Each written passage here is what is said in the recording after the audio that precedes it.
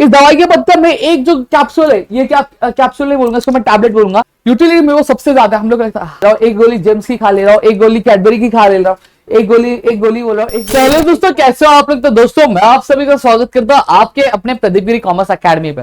दोस्तों यहाँ पे अगर मैं बात करूं, इससे पहले भी आपका एक लेक्चर आया था जहां पे हमने यूटिलिटी एनालिसिस क्या होता है वो हमने देखा था, हमने फीचर्स देखे थे, हमने टाइप्स देखे थे, plus we have studied two concepts, that is total utility and the marginal utility. In today's lecture, we are going to study about the relationship between the total utility and marginal utility। मतलब total utility और marginal utility के बीच में जो बंधन क्या है, उस बंधन के बारे में आज हम लोग क्या करने वाले हैं, आज वो हम लोग क्या समझने वाले हैं दोस्तों। ठीक है, देखो total utility is basically represented by TU and marginal utility is represented by the abbreviation MU। ये आपको चीज क्या ध्यान में रख देनी है दोस्तों, वरना बोलोगे सर ये TU क्या होता है, ये MU क्या होता है, क्या पता, मेरे को नहीं पता रहेगा ना दोस्तों। ठीक है, तो देखो सबसे पहले चीज टोटल यूटिलिटी और मार्जिनल यूटिलिटी होता क्या, मैं यहाँ पे आपको थोड़ा सा एक जिस्ट दे देना चाहता हूँ। In case if you have not seen the previous lecture then you need to see the previous lecture, then you have to see this lecture. Okay, अब सबसे पहले चीज मार्जिनल यूटिलिटी क्या होता है। देखो कमोडिटी क्या होता है, ये आपकी कमोडिटी है, ये पूरा दवाई का पत्ता, ये आपकी कमोडिटी। अब आप बोलोगे सर यूनिट्स क्या होता है, यूनिट्स इस दवाई के पत्ते में एक जो कैप्सूल है, ये क्या कैप्सूल नहीं बोलूंगा, इसको मैं टैबलेट बोलूंगा। ये एक जो टैबलेट है आपकी क्या है, ये आपके यूनिट्स है, 1 2 3 4 5 6 7 8 9 10। तो इस कमोडिटी में कितने यूनिट्स है, 10 यूनिट्स है। समझ में आ गया। अब जब मैं क्या करता हूँ, एक एक यूनिट को कंज्यूम करता हूँ तो मुझे क्या मिलती है, मुझे मार्जिनल यूटिलिटी क्या मिलती जाती है। मेरे पहला कंज्यूम क्या तो मार्जिनल यूटिलिटी मिली, दूसरा क्या तो यूटिलिटी, तीसरा तो हर एक यूनिट कंज्यूम करने के बाद जो यूटिलिटी मिलती है उसको हम लोग क्या बोलते हैं, मार्जिनल यूटिलिटी बोलते हैं। क्या बोलते हैं, मार्जिनल यूटिलिटी। अब 10 कैप्सूल है यानी 10 टैबलेट है, 10 टैबलेट्स की 10 टैबलेट्स मैंने खा लिए, 10 टैबलेट्स खाने में मुझे 10 की यूटिलिटी मिली। अब 10 की जो यूटिलिटी मिली, जो उसका जो टोटल होगा उसको मैं क्या बोलूंगा, उसको मैं टोटल यूटिलिटी बोलूंगा। क्या बोलूंगा दोस्तों, टोटल यूटिलिटी। समझ में आ गया। अब चलो समझते एक एक करके। देखो अब सबसे पहली चीज, एक शेड्यूल दिया हुआ है, उस शेड्यूल को हमारे लिए समझना बहुत ज्यादा क्या आवश्यक हो जाता है। इनकेस इफ यू वांट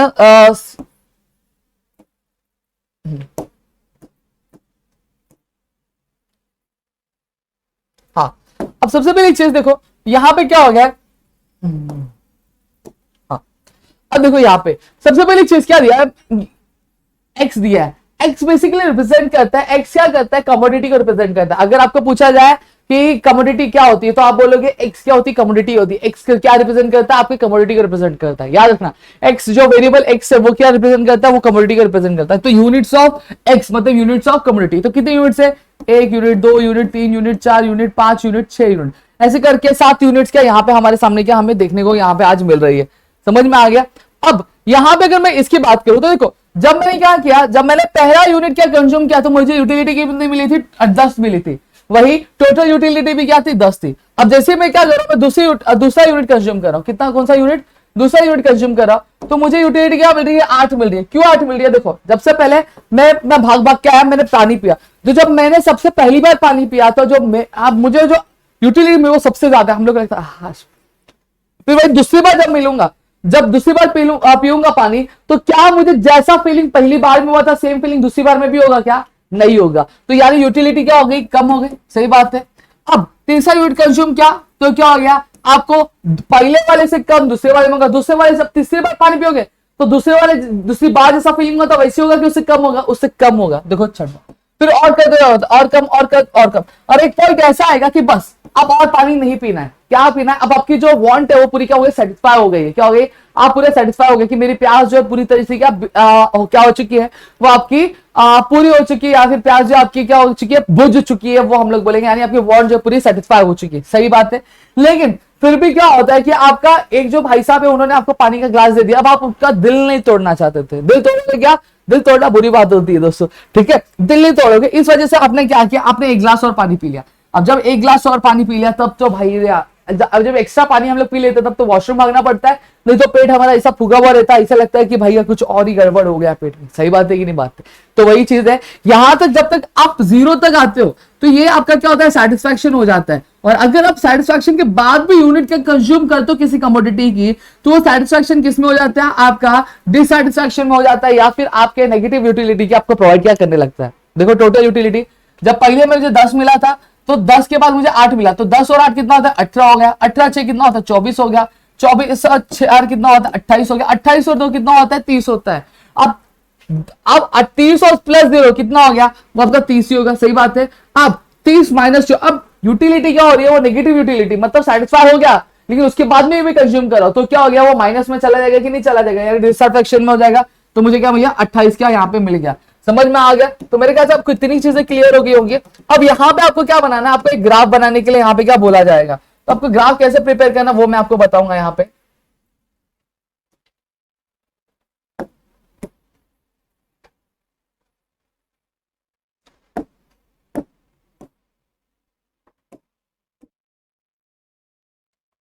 देखो सबसे पहली चीज, अब ये पार्ट थोड़ा सा ध्यान से सुनना। अब ये पार्ट ध्यान से सुनने के इसलिए बोल रहा दोस्तों, क्योंकि आप जब ये पार्ट सुनोगे तो इसी में आपका एक्सप्लेनेशन भी क्या कवर होता जाएगा, जैसे जैसे मैं बताऊंगा, ठीक है। यहां से मेरे ख्याल से आपको दिख रहा है कि नहीं दिख रहा, मुझे ये चीज दिख रही है ना मेरे ख्याल से। अब देखो सबसे पहली चीज क्या है, हम जब भी ग्राफ बनाते हैं तो आपका इस तरह से क्या ग्राफ होता है, सही बात है। अब इसमें सबसे पहली चीज एक्स एक्सिस क्या मेजर का है, ये देखो जो लेटा हुआ बंदा रहता है, जो बंदा लेटा हुआ रहता है, 2 मिनट कलर चेंज करना पड़ेगा। देखो हम इस तरह से बनाते हैं, सही बात है, ये लेटा है बंदा तो ये एक्स एक्सिस होता है और ये क्या होता है आपका वाई एक्सिस होता है, समझ में आ गया। अब एक्स एक्सिस भी कुछ मेजर करता है, वाई एक्सिस भी कुछ मेजर करता है। तो एक्स एक्सिस क्या मेजर कर रहा है, यूनिट्स ऑफ कमोडिटी मेजर कर रहा है, क्या मेजर कर रहा है, यूनिट्स ऑफ कमोडिटी मेजर कर रहा है, सही बात है। तो आप क्या लिखोगे in the graph, the x axis measures the units of commodity. देखो सेम चीज मैंने यहां पे भी लिखी है, क्या लिखा है, क्या लिखा है, देखो X axis measures the units of commodity, clear हो गया। वाई एक्सिस क्या मेजर कर रहा है, वाई एक्सिस टोटल और मार्जिनल यूटिलिटी को मेजर कर रहा है, सेम चीज लिखी मैंने, Y axis indicates the figure of total utility and marginal utility, वही चीज लिखा है कि नहीं लिखा है, देखो वही चीज। अब यहां पे क्या होगा, देखो सीधी सीधी बात है, अब क्या होगा जब पहला यूनिट मैंने किया, अब यूनिट्स ऑफ कमोडिटी देखो ये मेरा यूनिट्स हो गया, देखते जाना क्या आ रहा है कि जब मैंने पहला यूनिट कंज्यूम किया, मेरा पहला यूनिट जब मैंने कंज्यूम किया, ये मेरा पहला यूनिट है, सही बात है। अब जब मैंने पहला यूनिट कंज्यूम किया तो मेरी यूटिलिटी कितनी मिली, मुझे 10 मिली, मिली कि नहीं मिली, देखो 10 यूनिट यहाँ पे दिख रहा है, यहाँ पे भी दिख रहा है, यहाँ पे तो देखो यहाँ पे 10 मिली, सही बात है। अब जब मैंने दूसरा यूनिट कंज्यूम किया तो मुझे यूटिलिटी मिली 8 मिली, तो देखो मैंने 8 के हिसाब से प्लॉट किया है कि नहीं किया है, किया है, सेम चीज देखो यहाँ पे। और 10 प्लस 8 कितना होता है, 18 होता है। तो टोटल यूटिलिटी कहां जा रहा है, अब टोटल 18 कहां आएगा, ऊपर की तरफ आएगा कि नीचे की तरफ, ऊपर की तरफ जाएगा, तो हम ऊपर की तरफ जा रहे हैं, देखो 18 प्लॉट किया है, देखो दूसरे यूनिट के लिए, समझ में आ रहा है। फिर वही तीसरा यूनिट कंज्यूम किया तो 6 मिला, तो देखो तीसरा यूनिट कंज्यूम किया तो कहां पे 6, देखो आया ना, मिल रहा है। अब 18 प्लस 6 कितना होता है 24, तो देखो 24 देखो हो रहा है कि नहीं हो रहा है, सेम चीज। अब यही चीज लिखी, अब क्या देख रहे हैं हम लोग कि जब पहला टोटल यूटिलिटी और मार्जिनल, जब पहला यूनिट कंज्यूम किया तो टोटल यूटिलिटी और मार्जिनल यूटिलिटी क्या आते हैं, सेम थे कि नहीं सेम थे, तो आपको लिख देना है कि TU and MU of very first unit consumed are same, या फिर आप लिख सकते हो when the first unit of the commodity was consumed the total utility and marginal utility were same, सीधा हो गया। अब जैसे दूसरी यूनिट कंज्यूम करना चालू किया, दूसरी यूनिट हमने जब कंज्यूम करना चालू किया तो हमने क्या देखा ग्राफ में, हमने देखा कि जैसे दूसरी यूनिट कंज्यूम किया जो टोटल यूटिलिटी था वो ऊपर की तरफ बढ़ने लगा और मार्जिनल यूटिलिटी क्या हो गया, नीचे की तरफ क्या बढ़ने लगा। तो अब क्या लिखोगे, एज द कंज्यूमर फर्दर, अब जैसे कंज्यूमर ने क्या किया, आगे की जो यूनिट से कम्युनिटी के कंज्यूम करना चालू किए या तो जो टोटल यूटिलिटी कर्व था वो क्या मूव करने लगा, वो अपवर्ड डायरेक्शन में मूव करने लगा, और मार्जिनल यूटिलिटी कहां मूव करने लगा, आपके डाउनवर्ड डायरेक्शन में क्या करना पड़ा, मूव करने लग गया। दोस्तों क्लियर हो गया, इतनी चीजें मेरे ख्याल से आप क्लियर हो गई, ठीक है। अब यहां पे क्या होगा, अब जब TU क्या हो गया आपके हाईएस्ट पे पहुंच गया, TU कहां पे पहुंच गया, आपके हाईएस्ट पे पहुंच गया, देखो TU हाईएस्ट पे पहुंचा, देखो ऊपर गए तो 30 आपका हाईएस्ट है, देखो 30 आता है, 30 हाईएस्ट है, तो वो क्या हो गया, स्टेबल हो गया, क्या हो गया, स्टेबल हो गया, चेंज हुआ क्या, नहीं। तो वही चीज लिखा है at the particular total utility reaches at the highest, जब टोटल यूटिलिटी क्या आ गया, हाईएस्ट पे पहुंच गया, तो वो क्या रह गया, वो कांस्टेंट रह गया। अब चेंज हो रहा है क्या, ना ऊपर जा रहा है ना नीचे आ रहा है, 30 था, देखो 5 यूनिट देखो 5 यूनिट कंज्यूम किया तो 30 पे पहुंच गया, जब 6वीं यूनिट कंज्यूम किया तभी भी 30 पे ही है, ना ऊपर हो रहा है क्या नीचे हो रहा है। लेकिन जब वहीं पे क्या हुआ, जब मार्जिनल यूटिलिटी क्या हो गया, जब एक ही यूनिट कंज्यूम करने के बाद जब मार्जिनल यूटिलिटी 0 हो गया, क्या हो गया, 0 हो गया, और टोटल यूटिलिटी अपने हाईएस्ट पे हो गया, तो इसको हम लोग क्या बोलते हैं, पॉइंट ऑफ स्टैटिसिटी बोलते हैं, क्या बोलते हैं, पॉइंट ऑफ स्टैटिसिटी। मतलब क्या हो गया, मतलब ये हो गया दोस्तों कि अब बंदे की जो वांट थी वो सेटिस्फाई हो चुकी है, क्या हो गई है, वांट जो है सेटिस्फाई हो चुकी है। दोस्तों समझ में आ गया। अब यहां पे जो एक रैशनल बंदा रैशनल बंदा मतलब क्या हो गया, जिसकी दिमागी हालत तो ठीक होगी, समझदार होगा, वो अपना जो कमोडिटी का जो कंजप्शन है वो क्या कर देगा, बंद कर देगा, अब उससे ज्यादा क्या कंज्यूम नहीं करेगा। अब इन केस वो किसी भी रीजन से क्या कर रहा है, कंज्यूम करता है, तो यहाँ पे जो मार्जिनल यूटिलिटी होगी क्या हो जाएगी, डिक्लाइन हो जाएगी, यानी अब क्या हो गया, वो माइनस में चला जाएगा कि नहीं चला जाएगा, -2 में चला गया, देखो ठीक है। तो वो क्या हो जाएगा, अब जो यूटिलिटी थी वो किस में कन्वर्ट हो जाएगी, वो डिस यूटिलिटी में कन्वर्ट हो जाएगी, किसमें कन्वर्ट हो जाएगी, डिस यूटिलिटी में क्या कन्वर्ट हो जाएगी। और जो मार्जिन और टोटल यूटिलिटी क्या होगा, वो क्या हो जाएगा, डाउनवर्ड क्या स्लोप करेगा, लेकिन पॉजिटिवली क्या डाउनवर्ड क्या करेगा, स्लोप करेगा। समझ में आ गया। तो यही देखो, रैशनल पर्सन स्टॉप्स, क्या रैशनल पर्सन स्टॉप क्या देगा, कंजप्शन क्या कर देता है, स्टॉप कर देता है, यही चीज लिखा है यहाँ पे, ठीक है। अब देखो यही चीज लिखा है, consumption beyond the point of satiety, beyond the point of satiety मतलब जब ये अब 6वें यूनिट के बाद अगर वापस से वो क्या कर रहा है, कंजप्शन कर रहा है, एक और यूनिट कंज्यूम करने की कोशिश कर रहा है, तो वो जो सेटिस्फैक्शन वो किस में कन्वर्ट होगा, वो डिससैटिस्फैक्शन में क्या हो जाएगा, कन्वर्ट हो जाएगा। तो मेरे ख्याल सबको ये चीज समझा होगा। सबसे पहली चीज क्या रखना है, जब पहला यूनिट कंज्यूम किया जाता है टोटल यूटिलिटी और मार्जिनल यूटिलिटी दोनों सेम होता है। जैसे all unit consume total utility upper direction में डिमिनिशिंग रेट पे क्या रेस होने लगता है, और मार्जिनल यूटिलिटी डाउनवर्ड डायरेक्शन में क्या होने लगता है, डिमिनिश क्या होने लगता है। समझ में आ गया। अब वही जब टोटल यूटिलिटी हाईएस्ट में पहुंचता है, क्या टोटल यूटिलिटी अपने हाईएस्ट पॉइंट पे पहुंच जाता है, तो वो क्या होता है, कांस्टेंट हो जाता है, ठीक है ना, इधर उधर नहीं। वही जब MU 0 होता है और टोटल यूटिलिटी अपने हाईएस्ट पे हो जाता है, तो वो कौन सा पॉइंट होता है, पॉइंट ऑफ सैचुरिटी क्या हो जाता है। अब यहाँ पे अगर रैशनल बंदा होगा तो वो स्टॉप हो जाएगा अपना कंज्यूम, लेकिन फिर भी अगर एक यूनिट का कंज्यूम करता है, टोटल यूटिलिटी क्या होता है, पॉजिटिवली डाउनवर्ड स्लोप करने लगता है, और MU क्या होता है, नेगेटिवली क्या स्लोप करने लगता है दोस्तों, डाउनवर्ड की तरफ। समझ में आ गया। तो वही आपको क्या लिखना है। तो यहाँ पे देखो जो चीजें मैंने कही थी वही मैंने आपको बताया, क्या बताया, total utility curve slopes upward as the marginal utility curve slopes downward. मैंने वही चीज आपको एक्सप्लेन की, क्यों अपवर्ड जा रहा है, क्यों डाउनवर्ड जा रहा है। फिर marginal utility curve slope 0 and negative levels of marginal utility, whereas the total utility curve shows maximum and constant total utility. तो ये दोनों ही चीजें मैंने आपको क्या समझा दी है। अब आपका इसका स्क्रीनशॉट लेना चाहते हो तो आप एक स्क्रीनशॉट ले लो, जल्दी से ले लिया, ठीक है। तो यहाँ पे मैंने आपको पूरा जो ये रिलेशनशिप था वो मैंने आपको समझा दिया। अब आगे बढ़ेंगे, अब हम क्या पढ़ेंगे, लॉ पढ़ेंगे। अब ये जो लॉ है दोस्तों आपके एग्जाम पॉइंट ऑफ व्यू से बहुत ज्यादा इंपॉर्टेंट है, आपको 8 मार्क्स के लिए क्या पूछा जा सकता है, ठीक है। तो 8 मार्क्स के हिसाब से मैंने जो आंसर है वो डिजाइन करके यहाँ पे मैं आपके लिए लेकर आया हूं। तो आपको क्या लिखना है, अब सबसे पहले एक चीज क्या लिखना रहता है, आपको 8 मार्क्स के लिए आपको इंट्रोडक्टरी पार्ट लिखना रहेगा, इंट्रोडक्शन लिखना रहेगा, स्टेटमेंट ऑफ लॉ, और फिर लॉ को एक्सप्लेन करना रहेगा, फिर आपको ग्राफ बनाना रहेगा, शेड्यूल बनाना रहेगा, assumption, exceptions, important criticism जो भी रहेगा वो सारी चीजें क्या लिखनी रहती है। सबसे पहली चीज अगर मैं बताऊं तो जो लॉ ऑफ डीएमयू है, ठीक है। अब जो लॉ ऑफ डीएमयू है दोस्तों वो क्या है, हो गया हो गया हो गया, हाँ। अब जो लॉ ऑफ डीएमयू है, सबसे पहली चीज अगर मैं बात करूं तो ये प्रपोज किसने, लॉ प्रपोज किसने किया था, प्रपोज प्रोफेसर गॉसिन ने किया था। लेकिन आगे चलकर हमारे जो प्रोफेसर अल्फ्रेड मार्शल है, जिन्होंने बुक प्रिंसिपल ऑफ इकोनॉमिक्स 1898 में पब्लिश किया था, इन्होंने अपने बुक में क्या किया था, इसको डिस्कस किया। तो याद रखना, अगर पूछा गया कि लॉ ऑफ डीएमयू प्रपोज किसने किया था, तो लिखोगे प्रोफेसर गॉसिन ने किया था। डिस्कस किसने किया था, अल्फ्रेड मार्शल ने किया था अपने book principle of economics year 1890 में जो पब्लिश हुए थे, ठीक है।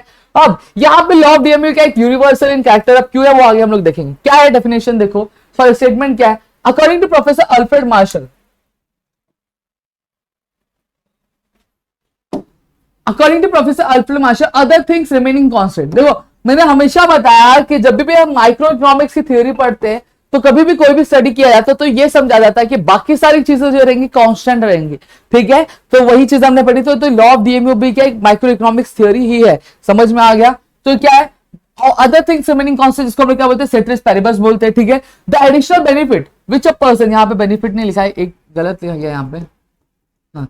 The additional benefit which a person derives from a given increase in his stock of thing diminishes with every increase in the stock that he already has. मतलब क्या होगा, the additional benefit which person derives from a given increase in his stock of thing diminishes with every increase in the stock that he orders. मतलब सीधी सीधी बात है, वही चीज समझाने की। जैसे जैसे बंदा क्या करेगा, एक एडिशनल यूनिट क्या कंज्यूम करते जाएगा। जैसे फॉर एग्जांपल अगर मैं बात करूं, मैं ये गोली खा रहा हूं, सबसे पहले ये गोली खा रहा हूं तो मुझे थोड़ा सा आराम मिल रहा है, फिर वापस खा रहा हूं तो जब पहली गोली खाया तो मुझे यूटिलिटी ज्यादा मिलेगी, दूसरी खाया तो थोड़ी कम, तीसरी खाया तो तीसरी और कम, चौथी खाया तो और कम, पांचवी खाया तो और कम, छठी खाया तो और कम, सातवीं खाया तो ना के बराबर, और फिर आठवीं खाया तो नेगेटिव में चलेगा। अब वो मुझे क्या उल्टी विल्टी का होना क्या चालू हो जाएगा। तो वही चीज यहाँ पे कही है कि जैसे जैसे बंदा क्या करता है, एक एडिशनल बेनिफिट क्या डिराइव करता है, कैसे, मतलब एक एडिशनल जो बोलता है ना, एक एडिशनल यूटिलिटी क्या करता है, डिराइव करता है कैसे, एक एडिशनल यूनिट कंज्यूम करने के बाद तो जैसे जैसे स्टॉक इंक्रीज होने लगता है, मतलब जैसे जैसे वो यूनिट कंज्यूम करते जाता है तो उस चीज के लिए उसकी जो यूटिलिटी होती है वो क्या हो जाती है, कम हो जाती है। जैसे पानी पिया, पहला गैस पिया, बहुत अच्छा यूटिलिटी, दूसरा क्या कम, तीसरा पिया कम, चौथा क्या कम, पांचवा क्या कम, छठवा क्या, तो बस बहुत हो गया। लेकिन आपने एक और पिया तो डिसैटिस्फैक्शन में बदल जाता है। तो यही चीज क्या कहा गया यहाँ पे, ठीक है। अब आपको इसको क्या एक्सप्लेन करना रहेगा, ठीक है। आप कैसे एक्सप्लेन कर सकते हो, आप एक्सप्लेन कर सकते हो आपका कुछ इस तरह से कि जैसे आपके बुक में लिखा मार्जिनल यूटिलिटी क्या होता है कि जैसे जैसे एक सक्सेसिव यूनिट मतलब एक एक्स्ट्रा यूनिट जैसे जैसे एक जो कंज्यूमर कंज्यूम करता जाएगा तो उस चीज के लिए उसकी जो यूटिलिटी होती जाएगी वो कम होती जाएगी। यही चीज का आपको क्या एक्सप्लेन क्या करना रहेगा, ठीक है। अब यहाँ पे आपका शेड्यूल दिया है, शेड्यूल मैंने ऑलरेडी एक्सप्लेन किया हुआ, आपको थोड़ी देर पहले ही मैंने एक्सप्लेन किया। क्या दिया देखो, टोटल यूटिलिटी और मार्जिनल यूटिलिटी दिया हुआ है, सही बात है। अब यहाँ पे अगर मैं बात करूं तो देखो तो पहला यूनिट कंज्यूम किया तो टोटल मार्जिनल कितना यूटिलिटी मिला, हमें 10 मिला, दूसरा किया तो 8 मिला, तीसरा 6, चौथा 4, पांचवा 2, छठवा 0। तो ये कौन सा हो गया, ये आपका पॉइंट ऑफ सैचुरिटी हो गया, सही बात है। अब यहीं पे अगर मैं बात करूं सातवां किया तो नेगेटिव में चला गया, मतलब जैसे जैसे आप यूनिट्स कंज्यूम करते जाओगे तो वैसे वैसे यूटिलिटी क्या हो जाएगी, कम होती जाएगी। तो देखो पहला किया था तो 10 मिला, दूसरा किया तो कम हो गया, तीसरा किया तो और कम, चौथा किया तो और कम, पांचवा किया तो कम, छठवा किया तो ना के बराबर, सातवां किया तो -2 में क्या चला गया, समझा। फिर इसी चीज को आपको क्या करना है, ग्राफ में क्या करना है दोस्तों, प्लॉट करना है। तो ग्राफ में कैसे प्लॉट करेंगे, सेम चीज जैसा मैंने अभी रिलेशनशिप में बताया था वैसे आप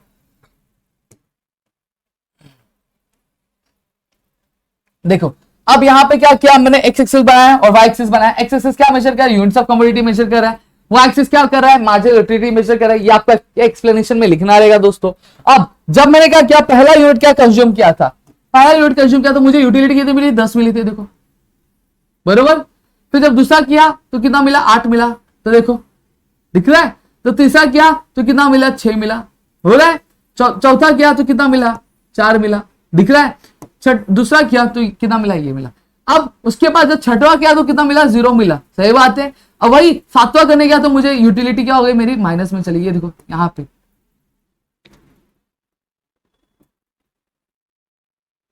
दिख रहा है।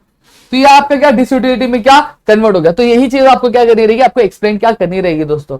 सबसे पहली चीज क्या करेगा, मार्जिनल यूटिलिटी कहां पे स्लोप कर रहा है, वो आपका डाउनवर्ड स्लोप कर रहा है। कहां से स्लोप कर रहा है, लेफ्ट टू राइट स्लोप कर रहा है। ये देखो ये आपका डायरेक्शन क्या है, ये आपका लेफ्ट हैंड है, ये आपका राइट हैंड है, मेरे हाथ से लेफ्ट हैंड है, राइट हैंड है, और ये स्लोप कर रहा है ऊपर से नीचे आ रहा है। तो हम क्या लिखेंगे, the MU curve slopes downward from left to right. देखो मैं एक सारी चीज आपको बता रहा हूँ, लेफ्ट टू राइट भी क्यों बोल रहा हूँ, इस वजह से आपको यहाँ पे ये भी चीज समझ में आ रही है। अब सिर्फ डायग्राम समझ लोगे तो और आप एक्सप्लेनेशन में और क्या लिखोगे बताएगा कि जो शेडेड पार्टी है वो क्या रिप्रेजेंट करता है, वो डिसयूटिलिटी को क्या रिप्रेजेंट करता है, ये भी चीज आपको क्या लिखनी रहेगी।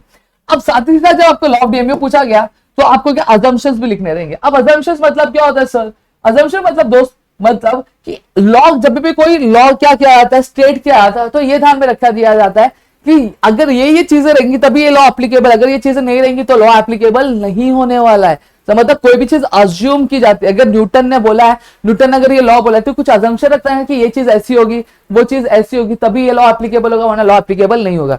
सबसे पहली चीज क्या बोला है, रैशनैलिटी। ये बोला है कि जो बंदा होना चाहिए वो रैशनल होना चाहिए, तभी क्या होगा, ये जो लॉ एप्लीकेबल होगा। अगर बंदा क्या होगा, पागल होएगा, येड़ा होएगा, माथा फेर होएगा, तो उसको दिमाग नहीं काम करेगा तो ये लॉ एप्लीकेबल होगा नहीं होगा। जैसे अगर पागल बंदा होगा तो खाता जाएगा खाता जाएगा खाता जाएगा, जितना मर्जी उतना खाता जाएगा, उसको तो कुछ फर्क ही नहीं पड़ेगा कि भाई अब मुझे क्या पॉइंट ऑफ सैचुरिटी पे रोक देना चाहिए, या फिर उसको जो उसका कंजप्शन है वो फुल हो चुका है, वो खाता जाएगा, जितना उसमें पावर है वो खाता जाएगा, उसका मन भर जाए, पेट भर जाए, उसको कुछ भी फर्क पड़ने वाला क्या, नहीं भरने वाला। फिर उसके बाद कार्डिनल मेजरमेंट। कार्डिनल मेजरमेंट क्यों बोला गया है कि हमारे जो अल्फ्रेड मार्शल बोलते हैं कि ये अज्यूम किया जा रहा है कि जो एमयू है यानी जो यूटिलिटी है उसको हम लोग क्या कर सकते हैं, न्यूमेरिकली क्या कर सकते हैं, काउंट कर सकते हैं, मेजर कर सकते हैं, इसका मैथमेटिकल कॉन्सेप्ट, मैथमेटिकल कैलकुलेशन भी क्या पॉसिबल है, ऐसा क्या अज्यूम कर रहे हैं। तीसरी चीज क्या बोल रहे हैं, होमोजेनिटी। होमोजेनिटी मतलब क्या बोला गया है, इन्होंने बोला है कि अगर जैसे फॉर एग्जांपल ये है होमोजीनियस का मतलब क्या होता है, सेम होता है। अब ये कमोडिटी है, ठीक है, अब इस कमोडिटी के जितने भी यूनिट्स है वो क्या सेम है, सही बात है, 1 है 2 है 3 है, शेप साइज टेस्ट स्ट्रक्चर सब कुछ सेम है, सही बात है कि नहीं बात है। तो वही यही बोल रहे हैं, अगर एक बंदा क्या कर रहा है, होमोजीनियस यूनिट्स क्या कर रहा है, कंज्यूम कर रहा है एक ही कमोडिटी की, सेम कमोडिटी की, तभी ये क्या लॉ एप्लीकेबल है, वरना लॉ एप्लीकेबल नहीं है। अगर जैसे मैं ये कौन सा, ये क्या है, पैरासिटामोल है ना, हाँ पैरासिटामोल है, ठीक है। अब ये क्या कर रहा हूं मैं, 3 दिन से पैरासिटामोल खा रहा हूं, ठीक है। अब यहां पे तभी ये लो एप्लीकेबल हो पाएगा जब मैं क्या करूंगा, एक कमोडिटी के जो सेम यूनिट से और उसके साइज स्ट्रक्चर जब सेम होंगे तभी क्या होगा, ये लो एप्लीकेबल होगा, वरना लो एप्लीकेबल नहीं होगा। देखो अगर फॉर एग्जांपल सीधी बात है, अगर मैं एक गोली जो इसकी खा ले रहा हूं, एक गोली जेम्स की खा ले रहा हूं, एक गोली कैडबरी की खा ले रहा हूं, एक गोली बोल रहा हूं, एक पर्क खा ले रहा हूं, तो देखो सबके साइज सेम है नहीं, स्ट्रक्चर सेम है नहीं, शेप सेम है नहीं, तो मेरा मन भरेगा क्या, नहीं, मैं डाइवर्सिटी खा रहा हूं ना, डाइवर्सिटी लेके चल रहा हूं ना, तो मेरा मन भरेगा नहीं भरेगा। तो यहां पे यही चीज बोला है कि अगर आप ये लॉ एप्लीकेबल चाहते हो कि लॉ एप्लीकेबल हो, तो आपको क्या करना पड़ेगा, आपको जो है जितने भी यूनिट्स आप कंज्यूम करोगे वो सब क्या होने, सेम होने चाहिए, स्ट्रक्चर सेम होना चाहिए, साइज सेम होना चाहिए, शेप सेम होना चाहिए, इवन तो टेस्ट भी जो होना चाहिए सेम होना चाहिए, और प्लस वो एक ही कमोडिटी के क्या यूनिट्स होने चाहिए, अलग अलग कमोडिटी के यूनिट्स नहीं होने चाहिए। फिर कंटिन्यूटी बोला है, कंटिन्यूटी मतलब क्या हो गया, उन्होंने बोला है कि ये लॉ तभी एप्लीकेबल होगा जब क्या होगा कि एक के बाद एक जब यूनिट का कंज्यूम की जाएगी तभी पता चलेगा। देखो जैसे फॉर एग्जांपल अगर मैंने ये खाया, फिर उसके तुरंत बाद मुझे दूसरा भी खाना है, फिर तुरंत बाद तीसरा भी खाना है, फिर तुरंत बाद चौथा भी खाना है, फिर तुरंत बाद पांचवा, फिर छठवा, फिर सातवां, आठवां, नौवां, तो इसको कंटिन्यूटी बोलते हैं। मतलब एक खाया फिर दूसरा, दूसरा खाया फिर तीसरा, तीसरा चौथा, चौथा, मतलब इमीडिएटली एक के बाद एक खाना पड़ेगा तभी ये लॉ एप्लीकेबल होगा। अगर आप एक अभी खा रहे हो, एक 2 साल बाद खाओगे, एक 4 दिन बाद खाओगे, तो ये लॉ एप्लीकेबल होने वाला नहीं है। फिर उसके बाद क्या बोला, रीजनेबिलिटी। रीजनेबिलिटी मतलब क्या हो गया, रीजनेबिलिटी मतलब दोस्तों कि जो आपके जो साइज होना चाहिए, शेप होना चाहिए, वो क्या होना चाहिए, वो आपके एक रीजनेबल होना चाहिए, ना ही जो यूनिट्स होनी चाहिए वो बहुत ज्यादा बड़े होने चाहिए, ना ही बहुत छोटे होने चाहिए। मतलब हम लोग बोल सकते हैं ना, एक मॉडरेट साइज, ना ज्यादा बड़ा ना ज्यादा छोटा, एक मॉडरेट साइज होगा किसी भी यूनिट का, तभी ये जो लॉ एप्लीकेबल होगा, वरना लॉ एप्लीकेबल नहीं होगा। फिर उसके बाद क्या बोला गया, उसके बाद ये बोला गया कि कॉन्स्टेंसी। कॉन्स्टेंसी मतलब क्या होता है दोस्तों, कांस्टेंट।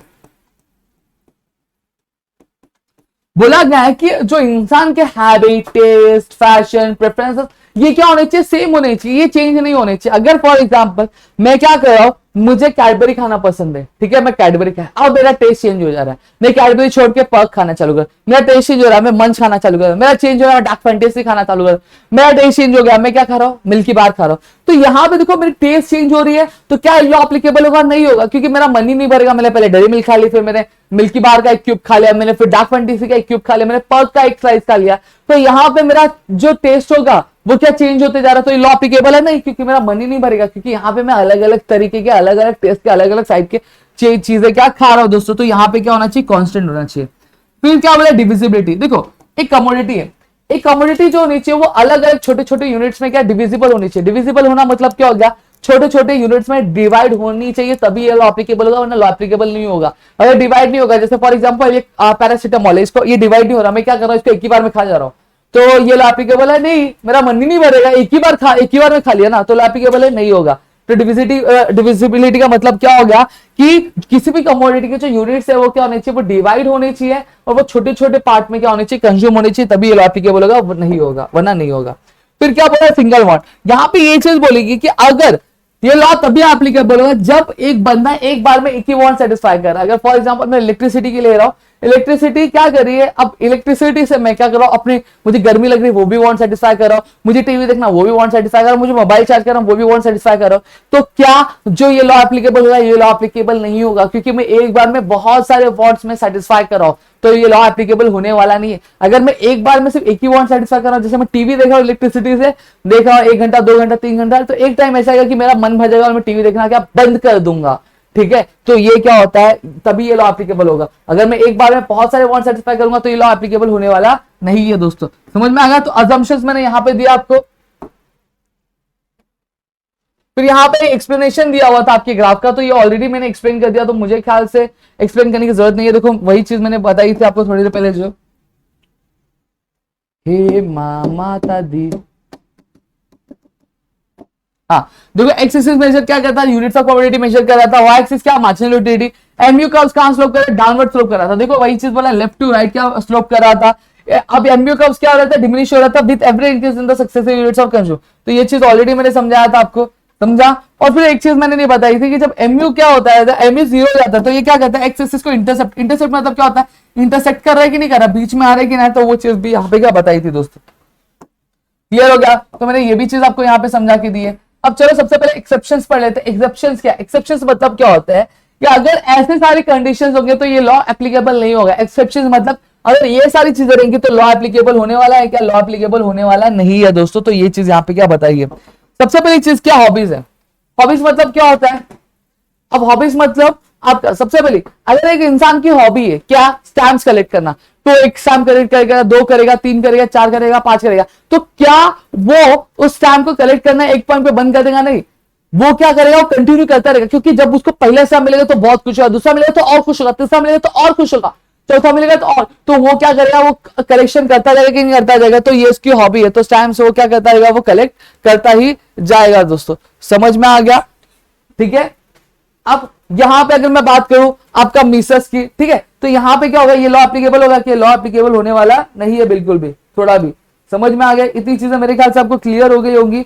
अब आगे अगर मैं बात करूं, ठीक है, तो हॉबीज का मतलब समझा। वैसे अगर मेरी हॉबी साइकिल चलाना है तो मैंने 1 घंटा साइकिल चलाया, मुझे मजा, 2 घंटा और मजा, 3 घंटा और मजा, 4 घंटा और मजा, तो ये चीज मैं करना स्टॉप कर दूंगा नहीं, मैं और भी क्या करूंगा? क्या करूंगा?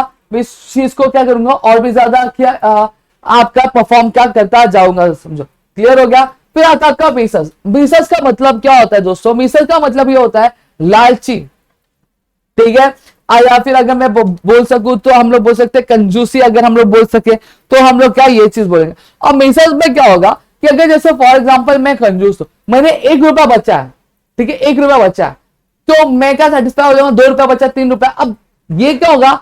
ऐसा नहीं होगा कि मैंने अगर 10 रुपये बचा दिए तो बस अब मुझे और पैसे नहीं बचाने, तो मैं रुक जाऊंगा क्या? नहीं, उल्टा जितना जितना मुझे क्या पैसे और मिलते जाएंगे मैं और खुश है। जैसे मुझे 1 रुपया मिला तो और खुश होगा, 2 रुपया और खुश, 3 रुपया और खुश, 4 रुपया और खुश, 5 रुपया और मिला और खुश, 6 रुपया मिला और खुश, 7 रुपया मिला और खुश।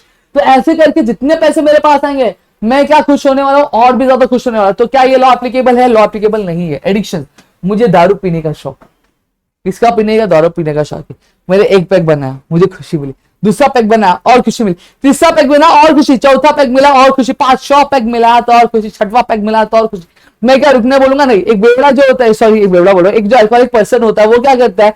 अगर उसको एक चीज मिली तो वो खुश होता है, उसको और दे तो मन से और दे, तीसरा मिला और दे, 14 मिला और, वो क्या बोलता है कि नहीं बस अब हो गया? नहीं, वो जब तक बेहोश नहीं हो रहा तब तक पीते रहता है दोस्तों। समझ में आ गया? तो ये लॉ एप्लीकेबल यहाँ पे नहीं है, एप्लीकेबल है। फिर पावर की अगर मैं बात करूं, देखो अगर आपको पावर मिल जाए, तो अगर मुझे पावर मिला, अगर जैसे मैं पहले मैं एमएलए हूं, मैं एक बोल सकते हैं ना एक नगर सेवक, तो मेरे पास पावर है, तो मैं खुश होगा? नहीं, अब और पावर नीचे, मैं एमएलए बन गया, मुझे और पावर मिल गया। फिर उसके बाद मैं क्या बन गया? मैं सीएम बन गया और पावर मिला, पीएम बन गया और पावर, आपका प्रेसिडेंट बन गया और पावर मिल गया। तो जैसे जैसे पावर मुझे मिलता जाएगा मैं और खुश होते जाऊंगा कि मैं ये बोलूंगा कि नहीं अब बस पावर मिल गया, अब बस और पावर नीचे, ऐसा बोलूंगा क्या? नहीं, मुझे जितना पावर मिलेगा मैं और खुश होता जाऊंगा, मुझे और चाहिए रहेगा। ये तो ये टॉपिकल यहाँ पे भी नहीं है। सेम चीज मनी की अगर मैं बात करूं तो मनी में भी क्या है दोस्तों? मनी भी यही चीज है दोस्तों कि आपका जो मनी है, जो एमयू है, वो मनी के लिए कभी भी जीरो नहीं बनेगा। बंदा कभी सेटिस्फाई नहीं होता। आपने 1 लाख रुपए कमाया, आप खुश, 2 लाख कमाया और खुश, 3 लाख कमाया तो और खुश, 4 लाख कमाए तो और खुश, 5 लाख कमाए तो और खुश। आप कभी जीरो बनने वाला है क्या? नहीं। आप कभी सेटिस्फाई होने वाला है क्या? मनी से नहीं होने वाला। तो ये क्या हो गया? एक्सेप्शन टू द लॉ, ये हो गया डीएमयू। क्लियर हो गया?